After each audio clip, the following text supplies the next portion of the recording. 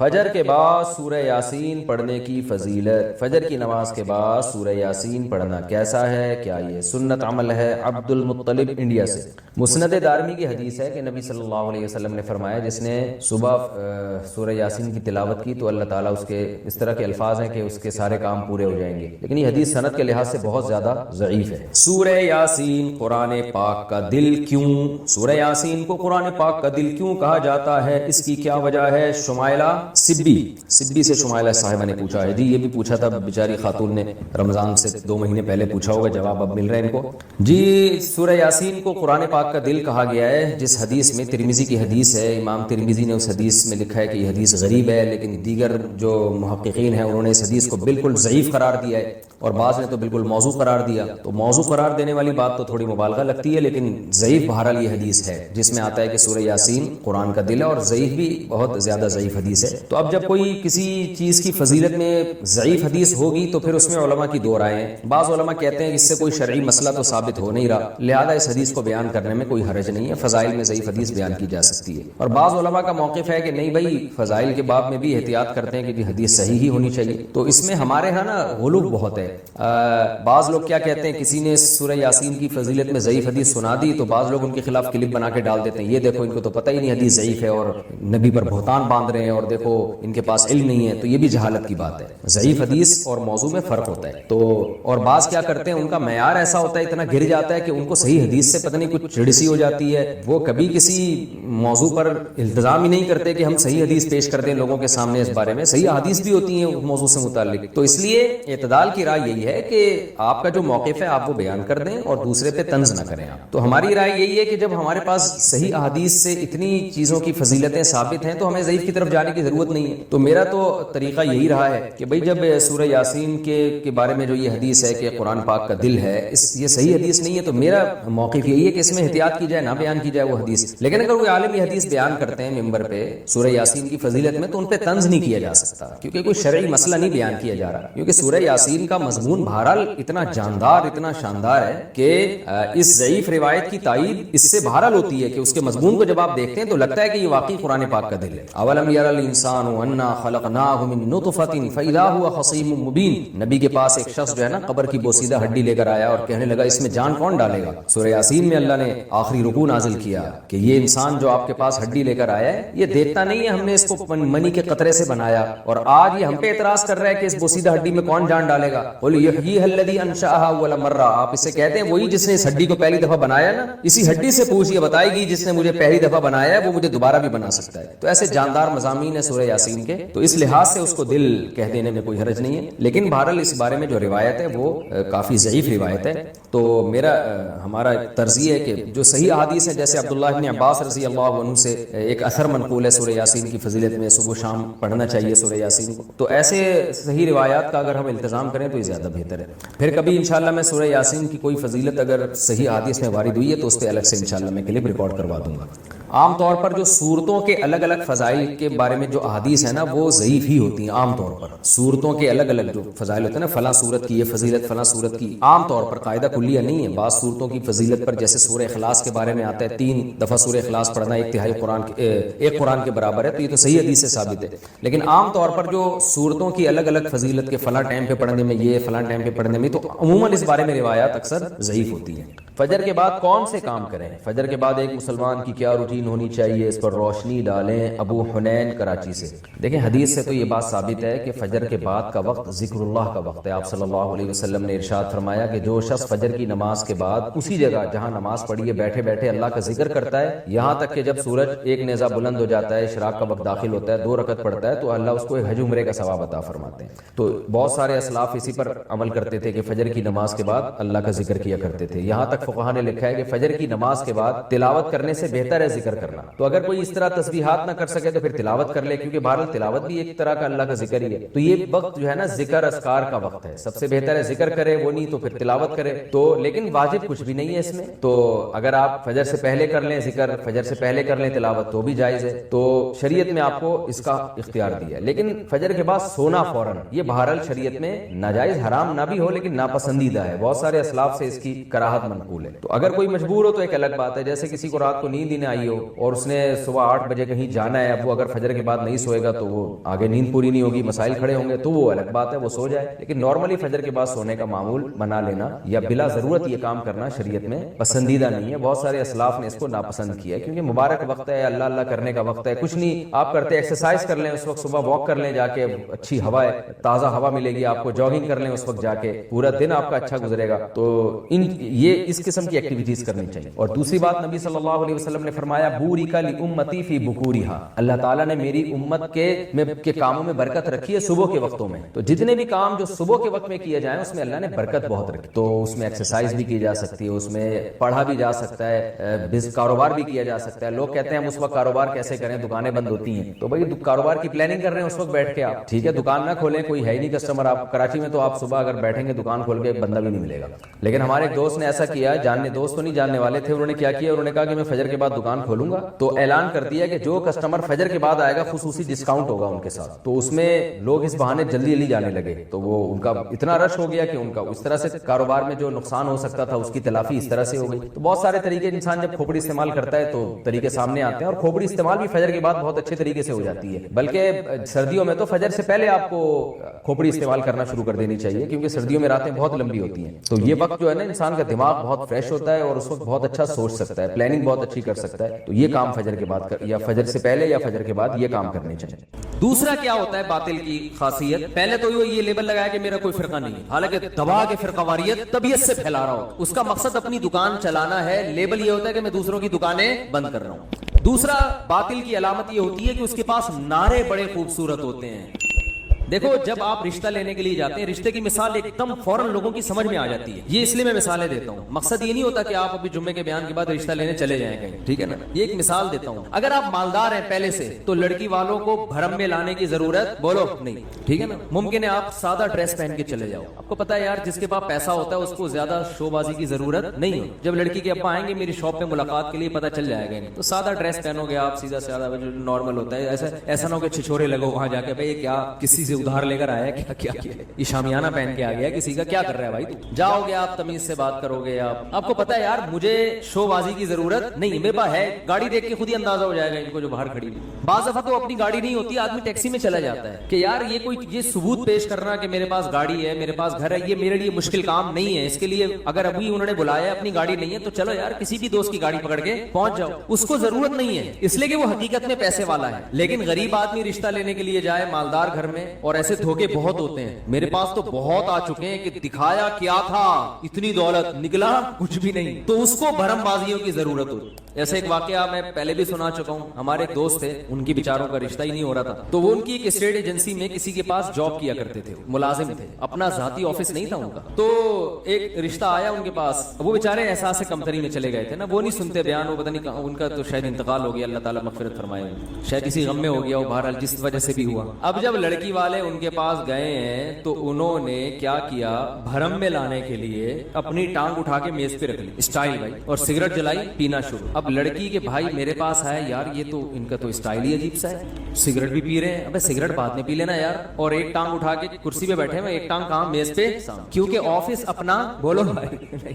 تو بیچارہ نے تھوڑا سا نا وہ احساس کمتری میں چلے گئے تھے. آدمی اچھے تھے لیکن بعض دفعہ انسان یہ کام جان کر نہیں کر رہا ہوتا, جب بہت زیادہ پریشان ہوتا ہے تو بھی ایسی کچھ ایب نارملٹی والی حرکتیں ہو جاتی ہیں. یہ غیبت نہیں ہو رہی, کسی کو نہیں پتا چلے گا کس کی بات ہو رہی ہے, ان کو بھی نہیں پتا چلے گا, بے فکر رہیں. اور اگر چل بھی جائے گا تو وہ جانے میں جانوں, آپ کو کیا مسئلہ ہے. تو اب کیا ہوا ہے کہ جی وہ بھرم میں لینے کے لیے نا انہوں نے, میں نے پھر اس سے پوچھا, میں نے کہا یار تم نے کیا حرکت کی ہے, ایک تو اپنی ایج دیکھو, تم اتنی عمر تمہاری زیادہ ہو گئی اور یہ حرکت کر رہے ہو. اچھا پھر وہ لڑکی کے بھائی نے بتایا کہ ہم نے ان سے پوچھا کہ آپ کرتے کیا ہیں, انہوں نے کہا دیکھ نہیں رہا اتنے بڑے آفس میں ایسے ٹانگ پہ ٹانگ رکھ کے بیٹھا ہوا ہوں میں, ابھی بھی کیا بتانے کی ضرورت, بزنس ہے بھائی, اچھا کھاتے ہیں, اچھا پیتے ہیں. یہ تو بیچارے کی میں نے ایک مثال دے دی جس میں ظاہر ہے سادگی زیادہ تھی, کوئی چالاکی نہیں تھی. وہ بعض دفعہ اتنا زیادہ انسان, لوگ لفٹ نہیں کراتے نا بعض دفعہ, لوگوں کو بھی تو ایک معیار بہت اونچا ہے تو وہ تھوڑا سا نروس ہو جاتا ہے آدمی. لیکن حقیقت بھی ایسی ہے کہ نہیں ہے, جب آپ اندر سے خالی ہوتے ہیں تو بھرم کے لیے آپ کے پاس ڈائلاگ کے علاوہ, بولو بھائی, کچھ بھی نہیں ہوتا. پھر آپ کو کبھی اہل بیت سے محبت, کبھی عشق رسول کا نعرہ, کبھی جو ہے وہ حب صحابہ کا نعرہ, کبھی یہ نعرے کو سہارا لینا پڑتا ہے. اہل بیت سے محبت محبت ہمارے ایمان کا جز ہے, اور یہ نعرہ لگانے میں بھی کوئی حرج بولو نہیں ہے. صحابہ سے محبت ہمارے ایمان کا جز ہے, اور یہ نعرہ لگانے میں بھی کوئی حرج نہیں ہے. عشق مصطفیٰ ہمارے ایمان کا جز ہے, اور اس کے نعرہ لگانے میں بھی کوئی حرج نہیں ہے. لیکن اگر اس نعرے کے پیچھے, ان تینوں نعروں کے پیچھے مقاصد غلط ہیں, تو اس کا مطلب یہ نعرہ اس لیے لگایا جا رہا ہے کہ آپ اپنے عیبوں پر پردہ ڈالنا چاہتے ہو. اہل بیت سے محبت اہل بیت کی اطاعت کا نام ہے. اطاعت نام کی. حضرت حسین کی پوری داڑھی تھی یا نہیں تھی, مجھے یہ بتاؤ, بولو نا بھائی. کتنے لوگ ہیں حضرت حسین کی محبت میں داڑیاں رکھتے ہیں, اہل بیت کی محبت. حضرت علی کی داڑھی تھی یا نہیں تھی؟ حضرت علی تکبیر اولا سے نماز چھوڑتے تھے, مجھے یہ بتاؤ, بولو نا کیا ہو گیا؟ حضرت علی رضی اللہ تعالی عنہ تہجد گزار تھے یا نہیں تھے؟ نہ تکبیر اولا کبھی فوت ہوئی الا ماشاءاللہ. حضرت حسین رضی اللہ تعالی عنہ تو کربلا میں بھی جماعت سے نمازیں پڑھ رہے ہیں, کربلا کے میدان. آج اہل بیت سے محبت کرنے والوں میں کتنے ہیں جو تکبیر اولا سے نماز پڑھتے ہیں؟ کتنوں کی داڑیاں ہیں؟ چہرہ اہل بیت کے مطابق بنانے کے لیے تیار نہیں ہے. آپ تقریریں دیکھو, صحابہ سے محبت کے کتنے لوگ دعوے دار ہیں, لیکن کیا صحابہ کو فالو کیا جا رہا ہے؟ صحابہ داڑیاں رکھتے تھے کہ نہیں رکھتے تھے؟ بولو نا بھائی کیا ہو گیا؟ ربیع الاول صحابہ کے دور میں کئی بار آیا, کیا کسی ایک صحابی نے وہ کچھ کیا جو آج ہو رہا ہے ربیع الاول میں؟ بولو نا بھائی. کسی صحابی نے کوئی کیک کاٹا یا نبی کی برتھ ڈے منائی؟ تو چونکہ فالو نہیں. دیکھو گھر میں 2 بچے ہوتے ہیں نا, اسی طرح قرآن و حدیث کا لیبل بہت لگایا جا رہا ہے. قرآن, میں صرف قرآن کو مانتا ہوں, میں صرف قرآن. منکرین حدیث کیا کہتے ہیں؟ میں صرف قرآن کو مانتا ہوں, صرف قرآن کو مانتا ہوں. ارے قرآن خود نبی کی اطاعت کا حکم دے رہا ہے. اب چونکہ قرآن کی آیتوں کو نہیں مانتے نا جس میں نبی کی اطاعت کا حکم دیا گیا ہے, تو اب ان کو پتا ہے مجرم ہے, لہذا وہ یہ نہیں کہیں گے کہ ہم جو ہے وہ حدیث کو نہیں مانتے, ہم جو ہے صحابہ کو نہیں مانتے, ہم وہ یہ نہیں, وہ کہیں گے ہم قرآن کو مانتے ہیں جو اللہ کی آخری کتاب, اور قرآن کے سچے عاشق ہم ہیں. او بھائی آپ اس لیے یہ دعویٰ کر رہے ہو کہ آپ قرآن کو مانتے نہیں ہو. اسی طرح آج بہت سے لوگ ہم صرف قرآن و حدیث کو مانتے ہیں. مقصد ان کا قرآن و حدیث نہیں, فقہا کا انکار ہے کہ قرآن و حدیث کی وہ تشریح جو فقہا نے کی ہے وہ نہیں مانیں گے, جو ہماری کھوپڑی میں آئے گی وہ مانیں گے ہم. لیکن وہ یہ لیبل نہیں لگائیں گے کہ ہم فقہ کو نہیں مانتے. لیبل یہ ہوگا ہم صرف کس کو مانتے ہیں؟ قرآن و حدیث. لیبل پہ کام چل رہا ہے مارکیٹ میں ہول سیل کے حساب سے. جس آدمی نے قرآن و سنت کی کوئی بھی بات اپنے پیر و مرشد کے کہنے پہ رد کرنی ہے وہ بزرگی کا لیبل لگاتا ہے, ہم بزرگوں کو مانتے ہیں. نہیں آ رہی بات؟ ان میں سے زیادہ تر لوگ, سب نہیں, نہ تو قرآن کو مانتے ہیں, نہ قرآن و حدیث کو مانتے ہیں, نہ بزرگوں کو مانتے ہیں, نہ صحابہ کو مانتے ہیں. شاعر نے کیا بہترین بات کی ہے, شرط ایمان مصطفیٰ سے والہانہ پیار ہے. یعنی مصطفیٰ صلی اللہ علیہ وسلم سے جب تک والہانہ پیار نہیں ہوگا ایمان کی شرط مکمل نہیں ہوگی. لیکن اگلے مصرے میں انہوں نے کہا پیار لیکن پیروی ہے, پیروی دشوار ہے. پیار نام دعووں کا نہیں ہے, پیار نام کس کا ہے؟ پیروی کا, فالو کرنا. اور کہا فالو کرنا بہت مشکل ہے. آگے شاعر کہتا ہے جس کو دیکھو اس کا دیوانہ سرے بازار ہے. یعنی کیونکہ اب لوگوں نے پیار کی ڈیفینیشن ہی کو چینج کر دیا, صرف نعرہ لگانے کو پیار کہا جاتا ہے, لہذا ہر دوسرا آدمی پیار و محبت کا دعوے دار ہے. سمجھ میں آ رہی ہے بات؟ دیکھو 2 آدمی ہونا, ایک باپ کے 2 بیٹے ہیں, ایک نالائق ہے اور ایک فرما بردار ہے. فرما بردار بیٹے کو اپنے باپ سے محبت کے لیے زیادہ نعروں کی ضرورت نہیں ہوتی. نعرہ لگانا جائز ہے, اہل بیت کی محبت کا بھی, صحابہ کی محبت کا بھی. میں نعرے کی برائی نہیں کر رہا, میں یہ کہہ رہا ہوں صرف نعرہ نہیں چلے گا. بعض دفعہ وہ لوگ زیادہ نعرہ لگاتے ہیں جو اہل بیت کو یا صحابہ کو یا نبی کو فالو نہیں کر رہے ہوتے, وہ زیادہ بڑے بڑے نعرے لگا رہے ہوتے ہیں. تو دیکھو ایک باپ کے 2 بیٹے, ایک فرما بردار ایک نالائق. جب پیڑے کھانے کا ٹائم آئے گا نا تو نالائق زیادہ چیخ چیخ کے بولے گا کہ میرے ابا بہت اچھے, میں ابا کا بیٹا ہوں. یا وراثت لینے کا جب ٹائم آئے گا, ایسا ہوتا ہے کہ نہیں ہوتا؟ وراثت لینے کے لیے نالائق بیٹا سب سے آگے لائن میں لگا ہوا ہوتا ہے, نادرا کہ وہ دکھا رہا ہوتا ہے بے فارم میں یہ میرے ابا ہیں. تو بھائی یہ زندگی میں بھی تو آپ کے ابا تھے, چلو زندگی میں خدمت نہیں کی, اب آپ اپنے ابا کے لیے کیا کوئی کنواں وقف کرنا چاہتے ہو وراثت لے کے, یہ کیا کرنا چاہتے ہو؟ تو آج نعروں پر مدار ہے, نعروں پر. جو زیادہ نعرے نہیں لگاتا, دیکھو جو میت پہ پھوٹ پھوٹ کے رو رہا ہوتا ہے, لوگ کہتے ہیں اس کو بڑی محبت تھی, حالانکہ کمبخت نے ابا کی بیماری میں ایک ڈھیلا بھی خرچ نہیں کیا ہوتا. بعض دفعہ, سب نہیں, بلکہ مارنے والا رو رہا ہوتا ہے سب سے زیادہ. تو جس نے قتل کیا ہوتا ہے نا جنازے میں سب سے زیادہ, آپ نے دیکھا نہیں ہے کیا؟ ارے ایسے بہت سے واقعات ہیں, جس نے قتل کیا سب سے زیادہ جنازے میں وہی رو رہا ہو تاکہ کسی کو شبہ ہی نہ ہو. اور اسی سے شبہ ہوتا ہے ابھی اتنا کیوں رو رہا ہے, حالانکہ اس کے کچھ لگتے بھی نہیں ہے, اتنا کیوں رو رہا ہے, اس سے شبہ ہوتا ہے. بہت سے لوگوں پہ شبہ ہوا ہے, آپ کو پتہ ہی ہوگا کس کس کی بات ہو رہی ہے. بہت سے لوگ ایسے ہیں جو اتنا روئے ہیں مارنے کے بعد کہ شروع میں تو ہمیں لگا کہ واقعی غم ہوا ہے, پھر ہمیں اندازہ ہوا بھائی یہ مسئلہ اتنا تو آدمی اپنے باپ کے جنازے میں نہیں رو رہا ہوتا ہے یار. تو یہ ایک طریقہ ہے کہ اپنے جرم کو مٹانے کے لیے. تو میں ربیع الاول کے حوالے سے بات کرتا ہوں میرے بھائی. جیسے یہود و نصارہ میں بہت سے لوگوں نے اپنے جو علماء تھے, انہوں نے جو مذہبی رہنما تھے, مقتدا تھے, تحریف ہمیشہ انہوں نے کی ہے، تحریف غیر نہیں کرتا، اپنے کرتے ہیں، اندر کے لوگ کرتے ہیں۔ گھر میں لڑائی اندر کے لوگوں سے ہوتی ہے نا، باہر والا تو گھر میں گھستا ہی نہیں، اس کو کیا پتا کیا ہو رہا ہے ان کے گھر میں۔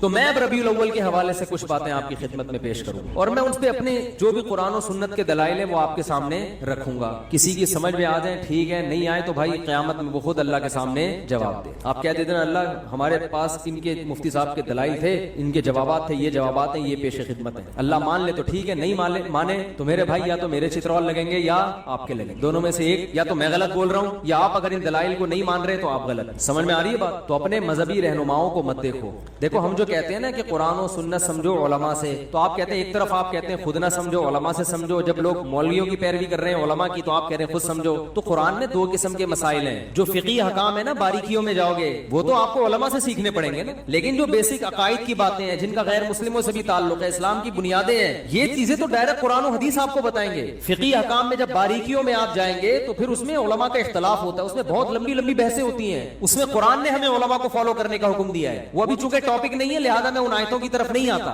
تو قرآن ہی میں کچھ مقامات پر حکم دیا ہے کہ خود نہیں، کس کو فالو کرنا ہے؟ علماء کو۔ کچھ آیتیں ایسی ہیں جن میں آپ نے خود سمجھنا ہے، وہ بہت آسان ہے، ان کا مفہوم بہت آسان ہے، وہ علماء پہ نہیں ڈالی گئی ہیں، بلکہ علماء کو ان پہ پرکھا جائے گا کہ یہ اس کے مطابق ہے یا نہیں۔ اب دیکھو کوئی عالم نماز کا انکار کر دے کہ 5 نہیں اسلام میں 4 نمازیں ہیں، اب آپ نے عالم کو تھوڑی فالو کرنا ہے، بلکہ آپ نے قرآن و سنت کے سانچے میں اس عالم کو ڈھالنا ہے کہ یہ خود اس سانچے میں پورا نہیں اترتا، کیونکہ 5 نمازیں تو امت کا اجماعی عقیدہ ہے۔ اب میں آپ سے ایک سوال پوچھتا ہوں، مجھے ایک بات بتاؤ میرے بھائی، ربیع الاول اگر 12 ربیع الاول عید کا دن ہے تو یہ سیلیبریٹ کرنے کا دن ہوا ہے بھائی؟ بولو نا بھائی، جیسے کہ لوگ کرتے ہیں مبارکبادیں دیتے ہیں۔ ہم یہ دیکھتے ہیں پہلی دلیل، صحابہ کرام میں ایک موضوع من گھڑت روایت بھی نہیں ملتی کہ 12 ربیع الاول یا نبی کی پیدائش کے دن کو کسی صحابی نے سیلیبریٹ کیا ہو۔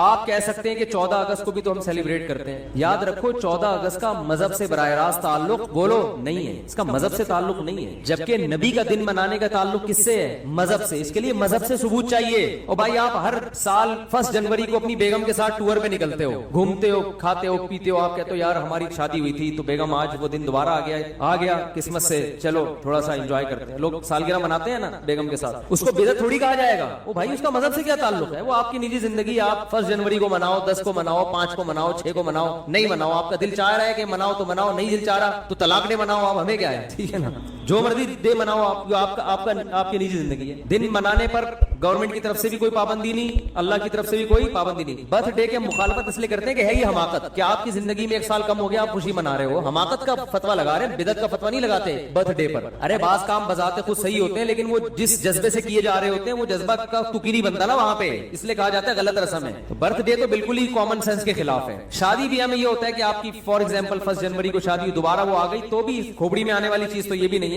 سال ہو گیا تو کیا ہو گیا، کون سا تمیز سے گزرا ہے جو آپ جو ہے نا منا رہے ہو۔ لیکن اگر کوئی منا رہے نہیں جی بیگم آج ہم اچھا کھائیں گے، آج ہم جائیں گے گھومنے پھرنے، تو چلو یار آپ کی بیگم ہے، آپ دونوں لائف کو انجوائے کرو، ہم کیوں کباب میں ہڈی بنے بنے۔ زیادہ زیادہ یہ کہا جائے گا یار یہ غیروں سے رسم آئی ہے، انگریزوں سے آئی ہے، اس سے زیادہ اس پر اعتراض نہیں ہوگا، اس کا مذہب سے تعلق نہیں ہے۔ برتھ ڈے پر تو 2 اعتراض ہو گئے نا، ایک تو غیروں سے آئی، دوسرا کہ یار آپ کی موت کے قریب ہو گئے اور آپ کیک کاٹ رہے ہو کہ میں 52 سال کا ہو گیا۔ 52 سال کے نہیں، آپ کی زندگی میں 52 سال اور کم ہو گئے ہیں، ٹھیک نا، تو ابھی عبرت کا ٹائم تک کیک کھانے کا، کیک کھا کے اپنی عمر اور کم کر رہے ہو۔ پیسٹری اور کیکوں سے تو عمر کم ہوتی ہے نا۔ 52 سال کا ہو گئے، شکر ادا کرو، تھوڑا اچھا کھاؤ، ورنہ جو اس پہ شکر ادا کرو کہ آپ نے کیک کھائے ہر سال، پھر بھی اللہ نے 52 تک آپ کو پہنچا دیا۔ اب توبہ کر لو کیک سے، کیک اور پیسٹری تو آپ کو پتا ہے ہارٹ اٹیک کا بہت بڑا ذریعہ ہے، لیکن رسول اللہ صلی اللہ علیہ وسلم ہمیں کامل دین دے کر گئے ہیں۔ آپ نے ہمیں بتا دیا کہ سیلیبریشن کا ڈے کون سا ہے، عبادت کا دن کون سا ہے۔ اب نہ عبادت میں کمی بیشی اور نہ ان تہواروں میں کوئی کمی بیشی ہوگی۔ صحیح بخاری صحیح مسلم کی حدیث ہے، آپ صلی اللہ علیہ وسلم نے فرمایا، حضرت انس بن مالک راوی ہیں کہ اللہ زمانے جاہلیت میں عرب ایک خاص دن عید منایا کرتے تھے، آپ نے فرمایا اللہ نے ان کے بدلے ہمیں 2 عیدیں دے دی ہیں، ایک عید الفطر اور ایک عید الاضحیٰ۔ سمجھ میں آ رہی ہے بات؟ 2 عیدیں اللہ نے ہمیں اس کے بدلے دے دی ہیں۔ تو اسلام میں جو عید ہے کتنی ہے؟ 2۔ ان عیدوں میں حکم ہے آپ اچھے کپڑے پہنے، اور اس کی کوئی لاجک بھی ہے نا، لاجک یہ کہ رمضان کے روزے ختم ہوئے ہیں، چھٹی، جس جسمانی خوشی بھی روحانی خوشی. جسمانی خوشی یہ وہی ہوٹل کے پراٹھے شروع دوبارہ سے, گٹکے کی پرمیشن مل گئی آپ. یہ جسمانی. روحانی یہ کہ اللہ نے اتنی بڑی عبادت ہم سے لے لی. ویسے ایک روزہ رکھنا کتنا مشکل ہے, پورے مہینے اللہ نے روزے رکھوا دیے, گن پوائنٹ پہ رکھوا لیے نا, فرض کر دیے, ورنہ ہمیں اختیار دیتا تو ہم تو ساری زندگی سوچتے ہی رہتے. اللہ نے کہا رکھنے پڑیں گے بس. تو چلو زبردستی اللہ نے عبادت کروا لی, مگر کروا تو لی نا, اس بہانے اللہ کا نام لینے کی توفیق مل گئی. رمضان نہ ہوتا تو رمضان کی عبادتیں ہوتی نہیں ہوتی. تو یہ دونوں خوشیاں. بقرعید میں بھی دو خوشی. روحانی خوشی یہ کہ ابراہیم علیہ السلام کی سنت زندہ ہو رہی ہے, گناہ معاف ہو رہے ہیں قربانی کے ذریعے. جسمانی خوشی گوشت کھانے کو مل رہا ہے تازہ, اپنے ہاتھوں کا ذبح کیا ہوا, یقین ہے گائے کا ہی ہے, بکرے کا ہے, یقین ہے, ورنہ کیا پتا بھائی کیا کیا لوگ ہوٹلوں میں کھاتے ہیں کھلاتے ہیں. تو وافر مقدار میں گوشت کھانا سے بڑے فائدے ہوتے ہیں. بیان بھی ہمارے جب ہی سمجھ میں آتے ہیں. لوگ جو اعتراض کرتے ہیں نا مجھ سے, یہ کیا بیٹھ کے باتیں کر رہے ہیں شادیوں کی, بھائی آپ جب سبزی کھاؤ گے تو نہیں سمجھ میں آئے گی یہ بات. سبزی کھانے والے کی سمجھ میں, ہندو بہت زیادہ اعتراض کرتے ہیں اسلام کی 4 شادیوں پر, بھائی جب سبزی کھاؤ گے تو کہاں سے سمجھ میں آئے گی یہ بات. گوشت کھاؤ. تو خیر دونوں دو اللہ نے عیدیں دی. اب مجھے ایک بات بتاؤ کہ ہم دیکھتے ہیں کہ رسول اللہ صلی اللہ علیہ وسلم کے دور میں ربیع الاول درجنوں دفعہ آیا. آپ صلی اللہ علیہ وسلم کی دنیا سے جانے کے بعد کا ٹائم بھی اگر ملایا جائے اور آپ کا ٹائم ملایا جائے تو درجنوں بار آیا ہے. یعنی کوئی ایک ضعیف سے ضعیف روایت بھی نہیں ملتی کہ اس مہینے کو صحابہ کرام نے دوسروں مہینوں سے کوئی الگ حیثیت دی ہو, کہیں بھی نہیں ملتا. حتیٰ کہ رسول اللہ صلی اللہ علیہ وسلم کی جو تاریخ ولادت ہے وہ بھی 12 بنتی نہیں ہے کسی حساب سے. فلکیات کی روح سے اگر آپ کیلکولیشن کریں نا بیٹھ کے, تو نہ تاریخ وفات 12 ربیع الاول بنتی ہے اور نہ تاریخ ولادت. دیکھو اسلامی تہوار جو ہوتے ہیں نا, بلکہ دنیا میں کسی بھی مذہب کے جو تہوار ہوتے ہیں ان کی ڈیٹ میں کسی کا اختلاف نہیں ہوتا, کیونکہ وہ ایسی چیزیں جو تمام اہل مذاہب کو جوڑ دیتی ہے. جیسے ہندو جو ہولی مناتے ہیں, جہاں بھی دنیا میں ہندو پایا جائے گا ایک ہی دن پہ منائے گا وہ ہولی. عیسائی کرسمس مناتے ہیں پوری دنیا کے کس دن, 25 کو. تہواروں میں اختلاف کسی مذہب میں نہیں ہوتا. مسلمان عید الفطر مناتے ہیں یکم شوال کو. کسی بھی مسلک کا مسلمان ہوگا شوال کی پہلی تاریخ, کیا دیوبندی, کیا بریلوی, کیا اہل حدیث, کیا شیعہ, کیا سنی, کیا حتیٰ کہ جو یعنی جن کی صرف اسلام کی طرف اپنی نسبت کرتے ہیں وہ لوگ, چاہے اسلام سے ان کا تعلق ہو نہ ہو, عید تہوار یکم شوال. وہ الگ بات ہے یکم شوال میں فرق آتا ہے کہ ہمارے یہاں یکم شوال ایک دن پہلے تو وہاں ایک دن بعد, لیکن ہے فرسٹ شوال. اور بقرعید 10 ذی الحجہ, ان میں کہیں اختلاف نہیں ہوتا. اگر 12 ربیع الاول تہوار ہے مسلمانوں کا تو اس کی تعیین میں اس قدر اختلاف ہے کہ آپ اگر کتابیں اٹھا کے دیکھو گے صحیح حدیث تو ایک بھی نہیں ملے گی, ایک بھی نہیں ملے گی. حتیٰ کہ احمد رضا خان بریلوی انہوں نے اپنی کتاب میں پورا ایک رسالہ لکھا ہے کہ نبی کی صحیح ولادت کی تاریخ کیا ہے, اس میں 8 ربیع الاول ثابت کیا انہوں نے. وہ کتاب کا حوالہ بھی میں نے دیا تھا. لوگ کہتے ہیں کہ انہوں نے اس سے رجوع کر لیا تھا, فرض کرو رجوع کر لیا تھا, لیکن پہلے پوری تحقیق پر ایک رسالہ لکھا اور رسالہ لکھ کے ثابت کیا کہ کون سی تاریخ ہے 8. یہ میرا کلپ یوٹیوب پہ موجود ہے. پھر اس سے رجوع کر رہے ہیں, اس کا مطلب کنفیوژن تو پیدا ہو گئی نا. تہواروں میں ایسی کنفیوژن بولو بھائی نہیں ہوتی. مجھے نہیں پتا رجوع کیا ہے کہ نہیں کیا, میں کہتا ہوں فرض کر لو رجوع کیا ہے. اول تو اتنے تحقیقی رسالے سے رجوع کرنا آسان نہیں ہوتا. ایک رسالہ ہے صرف لکھا ہوا نہیں ہے, پوری تحقیق سے ثابت کیا انہوں نے.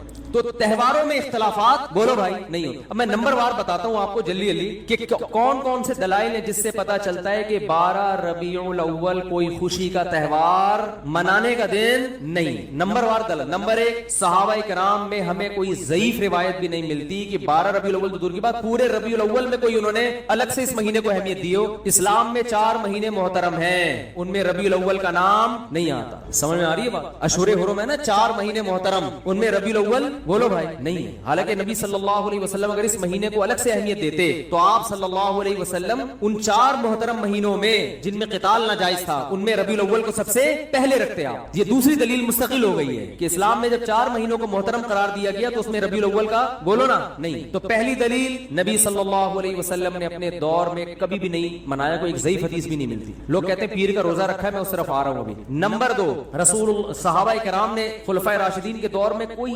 ایک جھنڈی کیا ایک تنکے کا بھی ثبوت نہیں ملتا کہ الگ سے اس مہینے کو کوئی پروٹوکول دیا ہو. نمبر 3, اسلام میں 4 مہینے محترم قرار دیے گئے, ان میں ربیع الاول کا تذکرہ بولو نہیں. نمبر 4 کہ اسلام میں 2 عیدیں تو بڑی ہیں اور ایک عید ہے جمعے کی جو چھوٹی عید کہلاتی ہے. اس کا بھی عید کے ساتھ لک ہے نا, ایک روایت میں اس کو عید قرار دیا گیا ہے اور اس میں عید کے کچھ احکامات بھی ہیں, صرف زبانی کلامی قرار نہیں دیا گیا بلکہ عید کے بولو بھائی کچھ احکامات بھی ہیں. جب کہ مسجد آتے ہیں نا تو جمعے کے دن بھی نہا دو, عید کے دن بھی اجتماع ہوتا ہے, جمعے کے دن بھی اجتماع ہوتا ہے, عید کے دن بھی 2 رکعتیں ہوتی ہیں, جمعے کے دن بھی 2 رکعتیں, عید کے دن بھی خطبہ ہوتا ہے, جمعے کے دن بھی خطبہ ہوتا ہے. یہ ساری مشابہتیں کس کے ساتھ ہیں؟ عید بھی جمہور علماء کے نزدیک صرف شہر میں جائز ہے, عید بقرعید کی نماز گاؤں میں دیہاتوں میں جائز نہیں ہے. جمعہ भी उन्हीं जुमहूर उलमा के नजदीक सिर्फ शहर में जायज है, गांव देहातों में जुम्मा जायज नहीं है। तो सारा लुक आ रहा है कि नहीं आ रहा, और इसको ईद करार। और एक मजीद मुशाबहत कि नबी सल्लल्लाहु अलैहि वसल्लम ने फरमाया कि जुमे के दिन को रोजे के साथ खास मत करो। जायज है रोजा रखना, लेकिन स्पेशल इसकी कोई फजीलत नहीं है। पहले से रखता आ रहा है कोई कंटिन्यू तो ठीक है। अलग से ये कहना कि आज जुम्मे का दिन है, बड़ा दिन है, तो मैं रोजा रखूंगा, ये ठीक नहीं है। क्यों? ईद के दिन रोजा नहीं होता ना, तो अब बड़ी ईद तो नहीं है, लिहाजा रोजे को मकरूह करार दिया गया। अब मुझे एक बात बताओ, सबसे पहले जो कौम आई वो यहूदी थे ना, उनके लिए जो बड़ा दिन था गोया मजाजी ईद था, वो हफ्ते का दिन था या नहीं? आज भी यहूदी हफ्ता मनाते हैं, उनकी मजाजी ईद कौन सी थी? हफ्ता। उसके बाद आए ईसाई, ईसाइयों के लिए कौन सा दिन हुआ? इतवार। उसके बाद आए मुसलमान, तो कौन सा होना चाहिए था? पीर। पीर का दिन नबी की विलादत का दिन भी है, इस बात के ज्यादा लायक था कि ये बड़ा दिन बना दिया जाता, और इस बात के लिए भी कि वो हफ्ता इतवार, फिर हम उसके बाद पीर। लेकिन रिवर्स गियर लगा दिया इस्लाम, ना ना ना ना ना, पीर का दिन नहीं बनेगा तुम्हारे लिए। बहुत मुश्किल है बात समझाना, बहुत मुश्किल। मामू को समझाना, बोलो भाई, मामू बनाना आसान है, मामू को समझाना मुश्किल है। तो इस्लाम ने पीर के दिन को प्रोटोकॉल, हालांकि बनता भी था और कयास का तकाजा भी था कि वो उनका जुम्मा है, उनका हफ्ता है, उनका इतवार है, तो हमारा पीर होना चाहिए। रिवर्स। वरना बिदतियों को मौका मिल जाता कि इस्लाम में बड़ा दिन इसलिए है पीर, इसलिए कि इसमें नबी की विलादत, वो सेलिब्रेट करते, इसको मनाते, और उन्हीं बेइतदालियों का शिकार होते जिसके यहूद और नसारा शिकार हुए हैं। क्योंकि वो देख लिया था इस्लाम ने कि वो यौम विलादत पे क्या करते हैं। ये फलसफा खत्म कर दिया इस्लाम ने। कितने दलाइल हो गए हैं? 3 हो गए, 4 हो गए, जितने भी हो गए बाद में लिख लेना है। हमें आम खाने से मतलब है पेड़ गिनने से। बाज लोग कहते हैं रसूलुल्लाह सल्लल्लाहु अलैहि वसल्लम ने भी अपना यौम विलादत मनाया है, और आप सल्लल्लाहु अलैहि वसल्लम पीर और जुमेरात का रोजा रखते थे। किसी ने पूछा पीर का रोजा क्यों रखते हैं? आपने फरमाया मेरा यौम विलादत है। पहली बात ये कि इससे तो पीर का दिन मनाना साबित हुआ, 12 रबीउल अव्वल का रोजा तो फिर भी साबित नहीं होता ना। 12 तारीख को तो आपने कहीं भी नहीं मिलता, बल्कि इसी हदीस से अगर आप दलील पकड़ते हैं तो इसी हदीस से तो साबित होता है कि फिर पीर को मनाओ। 12 रबीउल अव्वल को फिर भी मनाना साबित नहीं होता, कहीं भी नहीं है कि 12 तारीख को नबी ने रोजा रखा हो। दूसरी बात कि पीर को आप सल्लल्लाहु अलैहि वसल्लम ने रोजा रखा, तो इसमें आपने इसके त्यौहार होने की और नफी कर दी है, क्योंकि रोजा और त्यौहार जमा नहीं हो। रोजा रख के आपने बता दिया कि इस दिन को सेलिब्रेट करने का के तस्वुर को मैं जड़ से खत्म कर रहा हूं। ईद उल फितर के दिन रोजा होता है, देखो पीर का दिन इस बात की भी इम्कान था कि त्यौहार भी हो सकता है और नहीं भी हो सकता। हमें दूसरे दलाइल से पता चला कि ये त्यौहार नहीं है, लेकिन नबी सल्लल्लाहु अलैहि वसल्लम ने उन दलाइल पर मोहर लगा दी, रोजा रख। क्या कर दिया भाई? मोहर लगा कि इसमें सेलिब्रेशन का जो तस्वुर है ना, वो खुरच खुरच के खत्म कर दिया जाए। किसी भी दिन को रोजा रख के मनाया नहीं जा सकता। खुशियां हमेशा खा पी के मनाई जाती हैं, भूखा रह के नहीं मनाई जाती। खाने पीने के दिन होते हैं खुशी के दिन। मैं इसकी बहुत सी मिसालें देता हूँ। आपका बेटा पास हो गया अच्छे नंबरों से, इत्तेफाक से, कराची में है तो जाहिर है फर्रों से पास हुआ होगा, लेकिन इससे गरज नहीं, पास हो गया, अच्छे नंबर आ गए। लोग कहते हैं बहुत खुशी हुई जी आपका बेटा पास हो गया, कुछ मिठाई तो होनी चाहिए। आप कहते हैं ठीक है, खुशी में कल सुबह का नाश्ता गोल, ना आपने सुबह का नाश्ता करना है ना मैंने, भूखा रह के सेलिब्रेट करेंगे, खुशी मनाएंगे। कभी ऐसा देखा आपने? क्या हो गया भाई? आप कह सकते हैं शुक्राने में तो लोग रोजे रखते हैं, तो शुक्राने में रोजा रखना वो तो एक इबादत है ना। हम तो सेलिब्रेशन की बात कर रहे हैं। शुक्राने में रोजा इसलिए कि अपने आप को थकाया जाता है, तो वो तो एक इबादत है ना रोजा, उसमें तो अपने आप को थकाएंगे आप। खुशी मनाना में खाना पीना के बगैर खुशी नहीं मनाई जाती। खुशी में खाना पीना लाजमी उनसर है। दुनिया के हर मजहब में, दुनिया में कोई ऐसा मजहब नहीं है जो खुशी भूखा रह के मनाता हो। देखो नबी सल्लल्लाहु अलैहि वसल्लम ने फरमाया लिस्साइमी फरहतान, रोजेदार के लिए 2 खुशियां हैं, फरहतें हैं। एक जब जन्नत में अजर मिलेगा और एक जब इफ्तारी के लिए बैठता है वो। तो रोजेदार को भी खुशी रोजा रख के नहीं होती, रोजा खा के होती है। तो क्या मतलब? नबी ने बताया कि सुबह से शाम तक जो तुम खुशी लेस जिंदगी तुमने गुजारी है ना रोजे की हालत में, उसमें खुशी बिल्कुल भी नहीं थी, फरहत नहीं थी। तो 2 फरहतें तुम्हें मिलेंगी, एक दुनिया से जाने के बाद और एक दुनिया में। जो दुनिया में जो रोजे की फरहत है वो रोजे के दौरान नहीं मिलेगी, वो जब पकोड़े खाने के लिए इफ्तारी में बैठे फोड़ोगे तबीयत से। वो भूख में आपको पकोड़ों का मजा कितना टाइट है कि नहीं है? पकोड़े के खिलाफ जितनी मर्जी तकरीरें करो, लेकिन रोजा रख के जो पकोड़ा और चटनी का मजा है ना, वो किसी चीज में नहीं। तो नबी ने क्या फरमाया? रोजेदार के लिए मशहूर हदीस है, रोजेदार के लिए 2 खुशियां। तो ये नहीं फरमाया रोजेदार सुबह से लेकर मगरिब तक बहुत खुशी खुशी जिंदगी गुजार रहा होता है, एकदम टेंशन में आ जाता है दस्तरखान देख। तो रोजेदार को भी खुशी किस वक्त मिलती है भाई? जब वो खाने के लिए दस्तरखान पे बैठते। इंसानी नेचर है, भूखा रह के खुशी नहीं होती। मैं जिस दिन रोजा रख के यहाँ बैठता हूँ ना बयान करने, तो मुझसे नहीं ہو رہا ہوتا ہے, عجیب سا پھیکا پھیکا منہ, غصہ آ رہا ہوتا ہے مجھے لگتا ہے کہ پھر میں کہتا ہوں یار جس دن بیان اس دن روزہ نہ رکھے آدمی, اس کی سزا پھر عوام بھگتتی ہے. تو روزے میں ہوتا ہے انسان نہیں, ٹینشن ہوتی ہے تھوڑی سی, وہ راحت نہیں ہوتی, نہ چہرے پہ نہ خوشی ہوتی ہے, تو ٹینشن ہے نا, تبھی تو عبادت ہے. تو آپ کی جناب شادی ہوئی, لوگ کہہ رہے ہیں ماشاءاللہ ماشاءاللہ بھائی مبارک ہو, کچھ تو ہو جائے, تو آپ خوشی میں ولیمہ کھلاتے ہو, کیونکہ نبی نے بھی کیا کیا تھا, کھانا کھلایا. روزہ رکھ کے نکاح کو سیلیبریٹ نہیں کیا. آپ نے یہ نہیں کہا کہ آج میرا نکاح ہوا ہے تو میرا بھی کل روزہ اور تمام صحابہ کا کل روزہ, ایسا نہیں. صحابہ عرض کرتے یا رسول اللہ آپ کا نکاح ہوا ہے, روزے تو ہم رکھتے ہیں لیکن یہ تو روزے کا موقع نہیں, تو خوشی کا موقع ہے, اس میں تو کھانا کھلانا ہے. یہاں تک کہ نبی نے سفر میں نکاح کیا تو سفر میں آپ کے پاس ولیمے کے اسباب نہیں تھے, تو آپ نے صحابہ سے فرمایا, رخصتی ہوئی اگلے دن آپ نے صحابہ سے فرمایا کہ جس کے پاس کوئی کھانے کی اچھی چیز ہے دسترخوان پہ لے آؤ, سب مل کے کھائیں گے. تو اپنے خرچے پہ بھی کھلانا ضروری نہیں ہے ولیمے میں, اگر نہیں ہے بھائی ابھی سفر میں ہے کوئی بات نہیں یار, تھوڑا سا اللہ گلہ ہو جائے گا, آؤ سب بیٹھ کے ایک دسترخوان پہ کھاتے, اس کا اپنا مزہ ہے نا. تو نبی نے ہمیشہ خوشی منائی ہے کھانا کھا کے, روزہ رکھ کے خوشی نہیں دنیا کے کسی مذہب میں نہیں منائی جاتی. تو پیر کے دن آپ صلی اللہ علیہ وسلم نے روزہ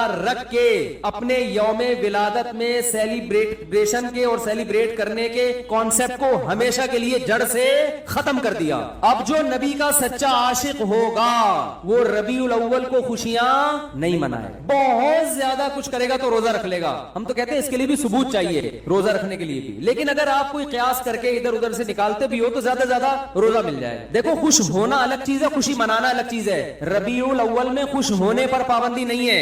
اگر کوئی اس لحاظ سے ربیع الاول کا مہینہ سوچ کے خوش ہوتا ہے کہ اس میں نبی کی ولادت ہوئی تھی, اس کو مناسبت ہے, تو خوش ہونے پر گورنمنٹ کی طرف سے بھی کوئی پابندی نہیں اور اللہ کی طرف سے بھی کوئی پابندی نہیں ہے. خوشی تو کسی بھی بات پہ ہو سکتی ہے نا, ربیع الاول سے محبت بھی ہو سکتی ہے کہ یار اس مہینے میں نبی پیدا ہوئے تو مجھے اس میں محبت ہے, کوئی پابندی نہیں, بلکہ عین نبی سے محبت کا تقاضا ہے, اس محبت کو منانا. بات آ رہی ہے سمجھ میں, منانا الگ چیز ہے, خوش ہونے پر آپ ہو خوش, کوئی مسئلہ نہیں. ہمارے حضرت فرماتے جب بھی ربیع الاول کا مہینہ آتا ہے میرے دل میں ایک عجیب سی ایک محبت پیدا ہوتی ہے اس مہینے سے. اور علماء یہ مزاج ہے یار نبی سے, بھائی نبی کی طرف جو چیز بھی منسوب ہوگی اس سے محبت ہوگی کہ نہیں ہوگی, یقیناً ہوگی. ہم جاتے ہیں مدینہ منورہ, رسول اللہ صلی اللہ علیہ وسلم کا حجرہ یہاں تھا مدینہ میں, دیکھ کے خوشی ہوتی ہے نا, ایک محبت کے جذبات ابھرتے ہیں, یار نبی کی نسبت ہے, یہاں حجرہ تھا امی عائشہ کا, یہاں یہ امی عائشہ کا حجرہ, یہ نبی صلی اللہ علیہ وسلم کے بیٹھنے کی جگہ, یہ امامت کی جگہ, دیکھ کے ایک ایمان تازہ ہوتا ہے. لیکن کرنا کچھ نہیں ہے وہاں, کیونکہ کچھ کرنے کے لیے ثبوت کی ضرورت ہے, وہاں کرنا کچھ نہیں ہے, زیارت کر کے خوش ہونا ہے, اللہ سے دعا مانگنی ہے کہ اللہ ہمیں نبی سے اور محبت نصیب فرما. کرنا کچھ نہیں ہے, کرنا جہاں جہاں جو کچھ ہے وہ نبی نے بولو بھائی بتا دیا کہ یہاں یہ کرنا ہے, یہاں یہ کرنا ہے. طواف کی جگہ کہاں ہے, اعتکاف کی جگہ کہاں ہے, صفا مروہ کی سعی کہاں ہوگی, رمی کہاں ہوگی, قربانی کہاں ہوگی, یہ سب چیزیں نبی نے بتا دی ہیں. اب آپ کو کب مینا میں قربانی ہوتی ہے نا, آپ جوش میں آئے کہ یار مجھے تو نبی کے جگہ سے اتنی محبت, جہاں آپ کا حجرہ تھا, میں فرتے محبت میں دیوانہ ہو گیا, میں قربانی وہاں کروں گا نبی کی یاد. کوئی کر سکتا ہے؟ سعودی گورنمنٹ پکڑ کے فوراً جیل میں ڈال دے گی. او بھائی قربانی نبی نے بھی کہاں کی ہے, مینا میں کی ہے, دم بھی مینا میں دینا پڑے گا, حرم حدود حرم میں. تو ہر چیز کی لوکیشن جگہ جہاں کیا کیا کرنا ہے وہ نبی نے بتا دیا ہمیں. اخفل طریقے سے نہیں چلنے کی اجازت آپ کو. ایک تھوڑی سی دلیل اور رہ گئی, یہ ٹاپک بہت اہم ہے, اس کو مکمل ہونے دیں میرا خیال. یہ تھا اس پہ کہ نبی نے روزہ رکھ کے بتا دیا کہ اس کو سیلیبریٹ کرنے کا کوئی تصور بولو بھائی نہیں. ایک اور دلائل تو ایسے بہت ہیں, بس وقت ختم ہو رہا ہے تو ایک آخری دلیل لے کے پتلی گلی سے نکلتے ہیں. اسلام میں جتنے تہوار ہیں وہ دن کی روشنی میں ہیں, راتوں کو بولو بھائی نہیں. رات کو تہوار منانا یہ یہود و نصارہ کا کلچر ہے. رات کو اسلام نے تہوار نہیں رکھے, شب برات بھی اسلام میں اسی وجہ سے نہیں ہے. جو 15 شعبان ہے نا اس کی رات میں عبادت ہے, تہوار نہیں ہے, سمجھ رہے ہو, راتیں عبادت کے لیے, تہواروں کے لیے نہیں ہے, سونے کے لیے اور عبادت کے لیے. عیسائی کرسمس کب مناتے ہیں؟ رات. ہندو دن میں ہولی مناتے ہیں مگر ان کی جو رسومات کا بہت زیادہ حصہ رات کے وقت بھی ادا ہوتا ہے. رات کو اسلام نے تہوار اس لیے نہیں رکھے کہ رات میں انسان کی توجہ گناہوں کی طرف جانے کا خطرہ زیادہ ہو. اور شاعر اسلام دن کی روشنی میں ادا کیے جاتے ہیں, شاعر اسلام, کیونکہ وہ اسلام کی ایک معرفت کا ذریعہ ہے. تو اس زمانے میں تو لوگ راتوں کو سو جایا کرتے تھے نا, جبکہ ربیع الاول دن میں زیادہ منایا جاتا ہے یا رات میں؟ رات, کیونکہ چراغا کرنا ہے اور چراغا دن میں ہوتا ہی نہیں. تو اسلام میں جتنے تہوار ہیں کب ہیں؟ دن کی روشنی میں. تو پتہ چلا اسلام کے تہواروں میں چراغا ہے ہی نہیں, صحیح ہے نا, کیونکہ دن میں تو لائٹیں نظر نہیں آئیں گی. کہ اب مجبور ہیں رات کو ربیع الاول منانے پر، کیونکہ چراغاں کب ہوتا ہے؟ رات، اور رات کو اسلام میں تہوار، ارے بول لو نا، نہیں ہوتا۔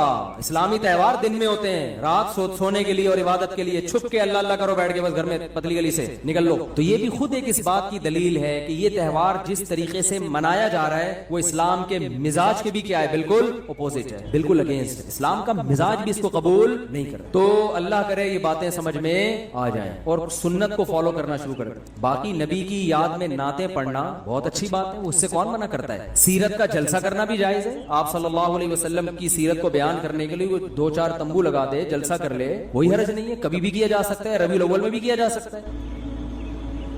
سیرت پر بیان کرنے میں بھی کوئی پابندی، بلکہ عین عبادت ہے سیرت پر بیان کرنا، کسی بھی مہینے میں ہو سکتی ہے، ربیع الاول میں بھی ہو سکتی ہے۔ بات یہ ہو رہی ہے کہ جو کچھ آج کل بدماشیاں ہو رہی ہیں، جو کچھ ہو رہی ہے، ایک شور شرابہ بھونپو لے کے لوگوں کے کا سکون برباد کر دینا، پھر جو جلسوں میں اتنی آوازوں کے ساتھ کان بج رہے ہوتے ہیں لوگوں کے، اور پھر جو روڈ بلاک کیے جاتے ہیں، بڑے بڑے جلوس نکالے جاتے ہیں، یہاں سے جلوس نکل کے یہاں ختم ہوگا، بھائی یہ تو آپ وہی کام کر رہے ہو جو شیعہ حضرات کرتے ہیں۔ شیعہ کا مسئلہ کہ ان کو کرنے دو بھائی، ان کے ہاں دلائل کچھ اور ہیں، وہ کسی اور چیز کو فوکس کرتے ہیں، ہمارے ہاں اصول کی کتابیں کچھ اور ہیں، تو آپ اپنی کتابوں پہ چلو نا، ان کی کتابوں پہ کیوں چل رہے ہو؟ مفتی رفیع عثمانی صاحب نے فرمایا تھا نا، اپنے مسلک کو چھوڑو نہیں، دوسرے کو چھیڑو، وہ جو کر رہے کرنے دو ان کو، وہ ان پہ سوٹ کرتا ہے۔ آپ اہل سنت والجماعت ہو، سنت کا مطلب حدیث، جماعت کا مطلب صحابہ، تو یا تو حدیث دکھاؤ یا صحابہ کا عمل دکھاؤ۔ اہل سنت والجماعت کا مطلب سنت، اور دیکھو قرآن کو تو سب مانتے ہیں نا، کچھ لوگ سنت کو نہیں مانتے اور کچھ سنت کو مانتے ہیں مگر صحابہ کو نہیں مانتے، تو اس لیے یہ لقب اہل حق کو دیا گیا، جو جنتی فرقہ ہوگا وہ اہل سنت والجماعت ہوگا، یعنی وہ حدیث کو بھی مانتا ہے اور صحابہ کی جماعت کو بھی مانتا ہے۔ تو یا تو بھائی کوئی صحیح حدیث دکھاؤ یا صحابہ کا عمل دکھاؤ یا فقہا سے دکھا دو جو قرآن و سنت ہی بیان کرتے ہیں۔ امام حنیفہ نے کہیں فرمایا، امام شافعی نے کہیں فرمایا، امام مالک نے کہیں فرمایا، امام احمد بن حنبل نے فرمایا، کسی نے بھی نہیں فرمایا۔ تو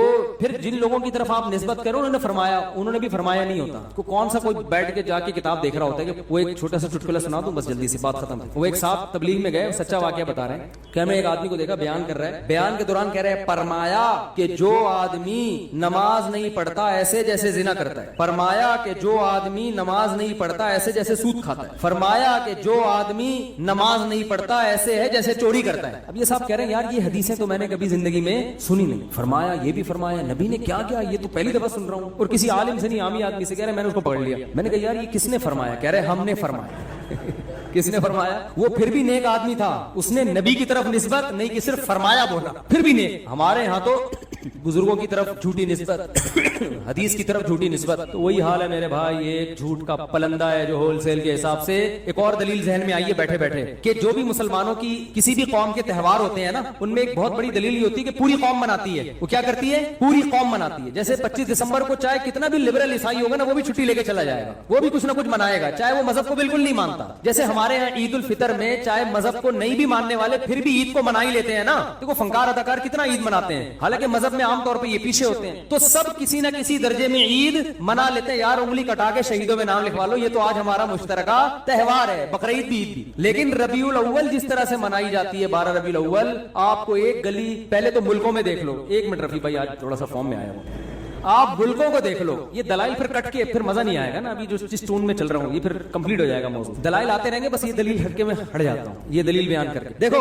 پہلے تو ملکوں کو دیکھ لو، سعودی عرب میں جہاں سے اسلام شروع ہوا وہاں نہیں منائی جاتی، پورے ملک میں پتہ ہی نہیں کسی کو۔ دبئی میں بھی اب صرف چھٹی کی گئی ہے، ورنہ 1400 سال سے کوئی چھٹی وٹی نہیں ہوتی تھی، اب جا کے گورنمنٹ نے سنا ہے کوئی 12 کو چھٹی کا قانون پاس، تو ظاہر ہے جو 1400 سال سے چلا رہا تھا وہ صحیح تھا نا، اب تھوڑی صحیح ہوگا۔ ایک آدمی نے مجھے کہا سوڈان میں بھی 3 طلاقوں کو ایک کہنے کا قانون پاس ہو گیا ہے، میں نے کہا سوڈان میں اسلام صدیوں پہلے آیا تھا، ایک 1200 سال پہلے، 1200 سال سے تو 3 تھیں، اب جا کے کیا ہو رہی ہیں ایک، یا تو وہ صحیح تھا یا یہ صحیح ہے، تو اب تو ہو رہے چینجنگ، جو صدیوں سے آ رہی ہے وہ اصل ہے نا اسلام۔ تو آپ دیکھ لو کہ بڑے بڑے اسلامی کنٹری، میں ملیشیا میں 12 ربیع الاول کو رہا ہوں، کوئی ایک جھنڈا بھی مجھے نظر نہیں آیا، کہیں بھی نہیں، نہ کوئی چھٹی کچھ بھی نہیں ملیشیا میں، اب شاید کر دی ہو تو ایک الگ بات ہے۔ اور بھی دنیا کے بہت سے ملکوں میں ہمارا جانا ہوا 12 ربیع الاول کو پتہ ہی، اسلامی کنٹریز، ترکی میں نہیں پتہ چلتا۔ اچھا پھر جن ملکوں میں ہو رہا ہے وہ زیادہ تر یہ ہیں پاکستان، بنگلہ دیش اور اور انڈیا، ان میں بھرپور طریقے سے 12 ربیع الاول منائی جاتی ہے. تو ان میں بھی ہر جگہ نہیں ہے. KPK میں نہیں زیادہ تر پتا چلتا. پشاور میں 12 ربیع الاول کا زیادہ پتا نہیں چلے گا، کیونکہ 1200 سال پہلے جو اسلام آیا اس میں 12 ربیع الاول نہیں تھی، تو وہ نہیں مناتے اب تک. کہیں کہیں چیدہ وہ ایک آدھ نظر آ جائے گا کہ جھنڈا لگا ہوا ہے، نہیں منائی جاتی. پھر بہت سے شہروں میں پتہ ہی نہیں چلتا. کوئٹہ میں نہیں ہے، بہت کم ہے، نہ ہونے کے برابر. یہ ہے کراچی میں، بلکہ سب سے زیادہ لاہور میں، کراچی میں. پھر جن شہروں میں ہے ان میں بھی پورے شہر میں نہیں ہے. کھارا در میں بھرپور طریقے سے ڈیفنس میں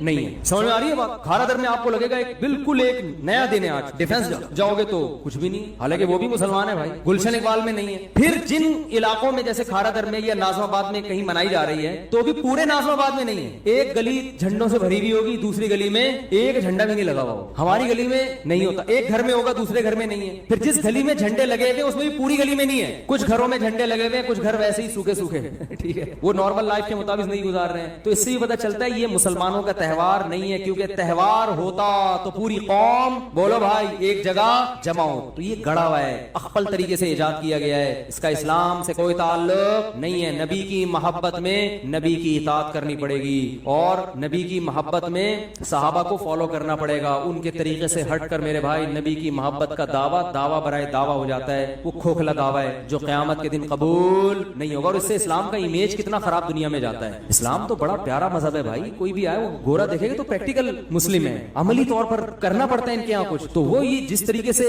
یہ سب کچھ ہو رہا ہے، یہ چیزیں غیر مسلموں کو اٹریکٹ نہیں کریں گی آپ کی طرف. اللہ تعالیٰ ہمیں سمجھنے کی عمل کی توفیق عطا فرمائے. وما علینا الا البلاغ.